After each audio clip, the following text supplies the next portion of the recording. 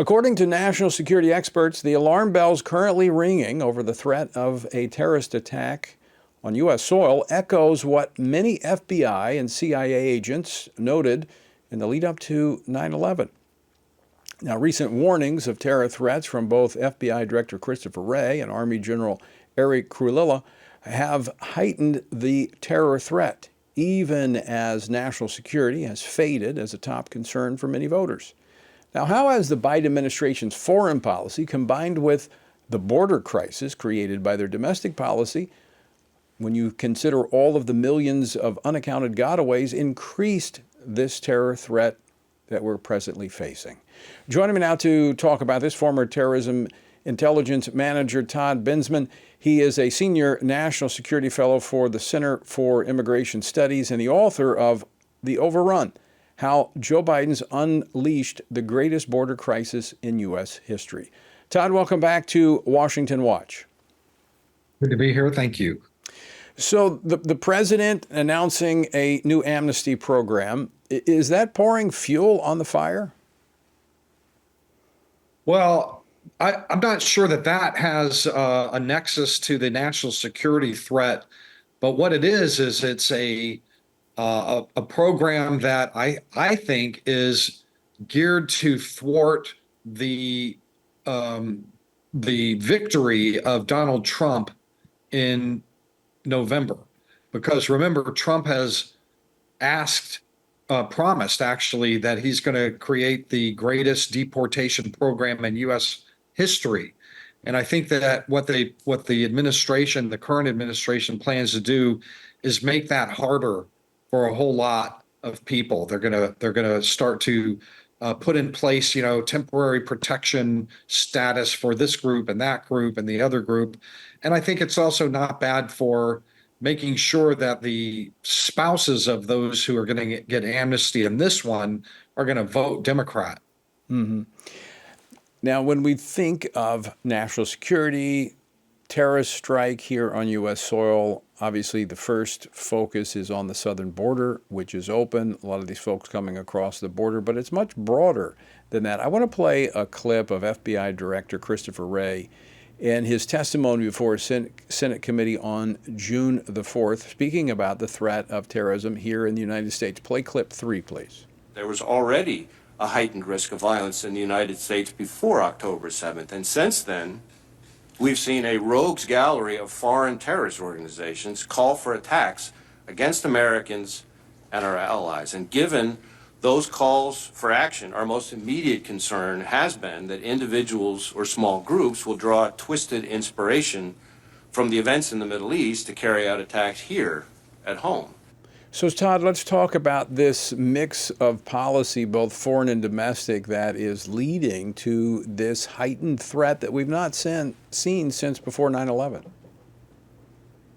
Well, I think the director is referring somewhat to the retaliatory war by Israel against Hamas, which is obviously inflamed pro-terrorist voices and people here in the United States, Arabs who live here, not just illegal immigrants, but people who are here legally, students and whatnot.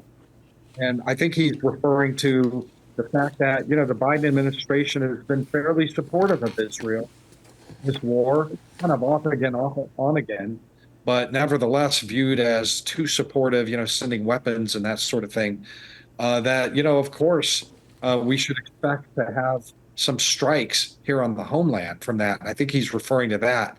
But Wray also has spoken quite frequently about the southern border and the increasing and elevated threat of terror infiltration from there.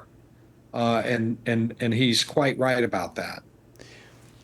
But when we look at who's coming across that southern border, some of these terrorist organizations that were, if you will, on the ropes, Al Qaeda, Islamic State, I mean, they've made a comeback under the policies of the Biden administration, and some of those are of concern in terms of those coming across the border, are they not? It's true, absolutely. There are foreign terrorist organizations like ISIS-K in Afghanistan and Pakistan that have been able to take advantage of ungoverned territories in that area, and the fact that the U.S. is not striking them as much, and that they've been able to grow. And also, Chechens and Tajikistanis, people that are in Muslim majority regions of Russia, are free to attack. We've been seeing the Russian people, victimized by some of these groups. They're on the rise. Their ideology is certainly not diminishing at all. You can kill as many as you can, and that's very helpful. But the ideology of global jihad and Islamist supremacy under Sharia law isn't going anywhere. That's still quite an issue. And we've had, tens of thousands of people from those regions crossing our southern border with very minimal vetting. And that is a significant issue to the homeland because, we did kind of crack down on airport traffic and people coming in on legal visas after 9/11 quite a bit, but we haven't done that much on the southern border for the last 3 years. And these Tajikistanis, the FBI rolled up 8 of them in early June, who crossed the southern border, and they were planning some sort of a bombing attack. That would be the very first time that a group of terrorists, they caught them in 3 different cities, that a group of terrorists crossed the southern border to access their American targets on U.S. soil. So, Todd, when you look, you mentioned Russia. Russia has been the site of a terrorist attack. We look at Iran, actually ISIS hitting Iran. What's kept America safe? What has kept us from seeing another 9/11 type of strike here at home? Well, for one thing, we haven't been immune from terror attacks. We've had plenty of terror attacks since 9/11. We have them every few years, every couple of years. San Bernardino, Boston, New York. There was a vehicle attack on a bike path there. We have our share of one-offs as well. One guy gets stabbed, another guy gets run over. We have them here. They're not on the scale of 9/11, but the reason that we haven't had them on the scale of 9/11 is because over 20 years, we got pretty good at counterterrorism. We built up our FBI. We built up all of our federal law enforcement agencies. We started sharing intelligence between agencies, and we got fairly good. The number of terror plots that we've thwarted, like this one involving the Tajikistanis, the 8, are far greater than the successful ones, the few successful ones. The threat is not diminished. It's just that we have stopped an awful lot of them over the last 20 years, and we will probably continue to do that, but they're still going to get through every now and again. My concern on that front, Todd, is I agree. We have gotten a lot better since 9/11. However, we've moved into this age where people do not trust government, and rightfully so in many cases, where we see the weaponization of government here at home. We talk about this 2-tiered system of justice, lack of trust for the intel community. I mean, we just saw a major debate in Congress over one of the primary tools of exposing some of these terror plots, FISA reauthorization, the Section 702.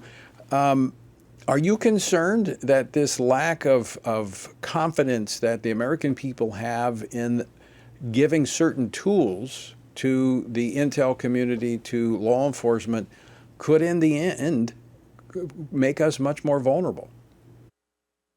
I think that's something that we always should be concerned about. When I was in the intelligence business, we underwent a lot of training about, what you can and can't do to, make sure that we can maintain the trust of the people we served.